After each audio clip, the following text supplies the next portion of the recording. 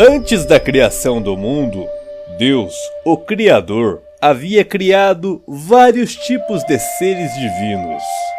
Dentre eles, anjos, arcanjos, querubins e serafins. O lar celestial era uma paz total. Se ouviam a todo redor louvores de anjos cantando em adoração ao Senhor.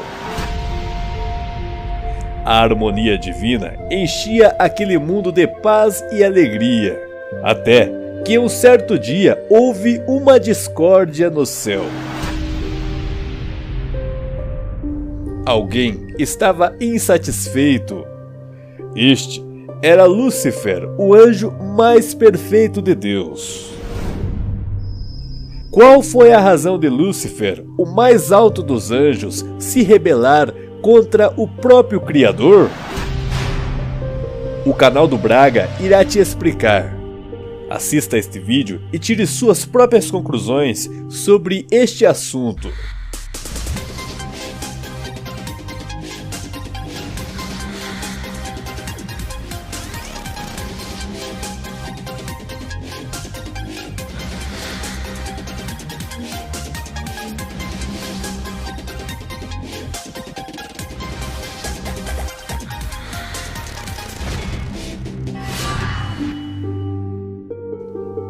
Segundo o livro apócrifo de Melquisedeque, Deus, o Criador, resolveu criar o ser mais perfeito que se poderia imaginar em formosura, intelecto e poder.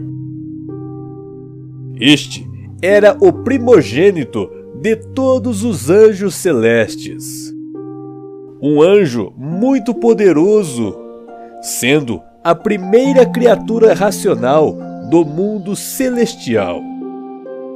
Este possuía uma beleza incomum. Para este anjo, o Criador havia dado um poder a mais sobre suas ações e, consequentemente, este era o braço direito de Deus, sendo representante de Deus diante de todo o universo. Quando o Criador se ausentava, este tinha a autoridade de comandar todo o exército celestial. Estamos falando do anjo, o qual foi denominado o maior anjo de luz, também chamado portador da luz divina. Seu nome era Lúcifer.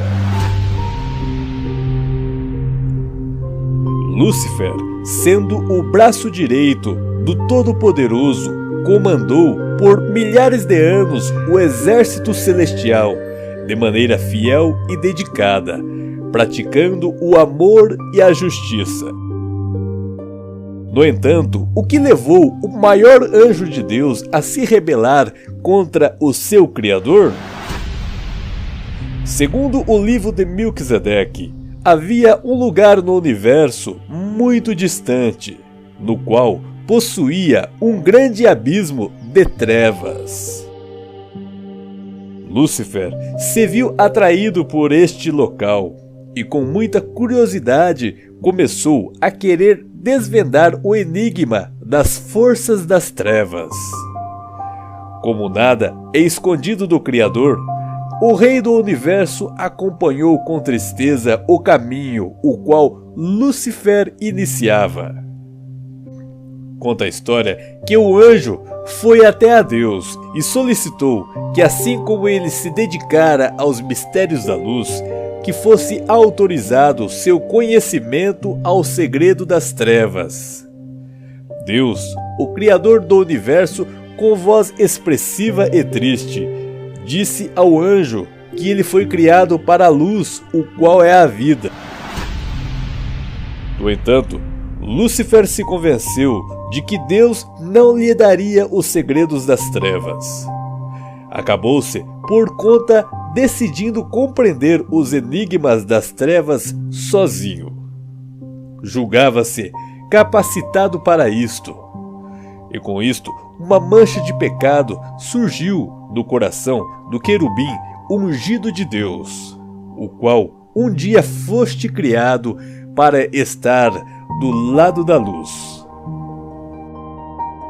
No entanto, só Deus sabia o que se passava no coração de Lúcifer.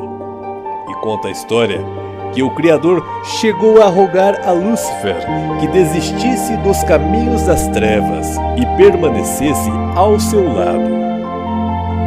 No entanto, uma grande batalha começou a ser travada no coração do anjo, e a cada dia ele se enveredava aos caminhos sombrios. Havia vezes que o anjo demonstrava arrependimento, mas logo voltava a cair. Deus, com sua sabedoria, antes de criar o universo, já havia previsto uma possibilidade de rebelião. O risco de conceder liberdade às criaturas era imenso, mas sem este dom, a vida não teria sentido.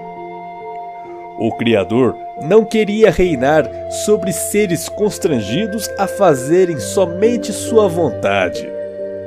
Ele queria que a obediência fosse fruto de reconhecimento e amor, e por isso decidiu correr este risco. No entanto, o que era perigoso aconteceu. Lúcifer havia contaminado a terça parte dos anjos com uma teoria enganosa de que viria a ser conhecida como a ciência do bem e do mal, e que estaria criando um governo melhor que do Criador. Ele queria unir as duas forças, a luz com as trevas, e com sentimento de exaltação proclamou a seguinte frase: subirei acima das alturas das nuvens e serei semelhante ao Altíssimo. No novo sistema, haveria equilíbrio entre o bem e o mal, entre o amor e o egoísmo, entre a luz e as trevas. Lúcifer havia criado a primeira política, o qual foste originada no céu. Chegou ao Criador e solicitou que lhe desse seu trono para que seu novo governo fosse colocado em prática. O Criador, com profunda tristeza, disse que não poderia. Com isto, Lúcifer começou a afirmar que o governo de Deus era tirano e arbitrário. A política de Lúcifer havia se espalhado por todo o universo, fazendo que o governo do Criador parecesse um governo injusto. No gesto de humildade, Deus, o Criador de todo o universo, despojou-se de sua coroa e de seu manto real e retirou-se do seu trono. Em seu semblante não havia expressão de ressentimento ou ira, mas de infinito amor e tristeza. No entanto, o Criador, vendo a desordem que seu anjo lhe causara, deixou extravasar a dor angustiante que por tanto tempo martirizava seu coração, curvando-se em um inconsolável pranto. Contemplando seus filhos rebeldes, ergueu a voz numa lamentação dolorosa: meus filhos, já não posso chamá-los assim. Queria tanto tê-los nos braços meus. Lembro-me quando os formei com carinho. Vocês surgiram felizes e perfeitos, em acordes de esperança em eterna harmonia. Vivi para vocês, cobrindo-os de glória e poder. Vocês foram a minha alegria. Por que seus corações mudaram tanto? O que mais poderia eu ter feito para fazê-los permanecer comigo? Hoje, minha alma sangra em dor pela separação eterna. Como olharei para os lugares vazios onde tantas vezes rejubilantes ergueram as vozes em hosanas festivas, sem me vir à mente um misto da felicidade e dor. Saudade infinita já invade o meu ser, e sei que será eterna. Hoje o meu coração rompeu e quebrou-se. As cicatrizes carregarei para sempre. Depois de proclamar em pranto tão dolorosa lamentação, Deus, o Criador Jeová, dirigindo-se a Lúcifer, o causador de todo o mal, disse: Você recebeu um nome de honra ao ser criado. Agora não mais o chamarão Lúcifer, mas Satã, o inimigo do Criador e de suas leis. Com isto, houve uma grande batalha entre os anjos. Miguel e Gabriel combateram Lúcifer, enviando-os na dimensão das trevas. Depois de lamentar a perdição das hostes rebeldes, Deus, o Criador, em passos lentos, ausentou-se do paraíso, lugar do trono universal. Onde seria a sua morada?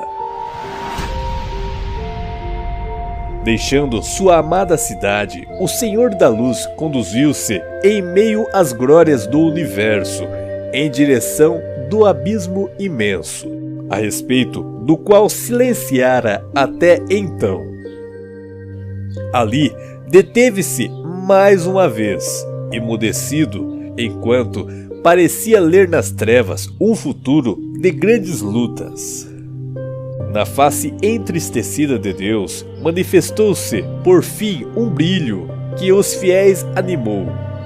Erguendo os poderosos braços entre as trevas, ordenou em alta voz: Haja luz.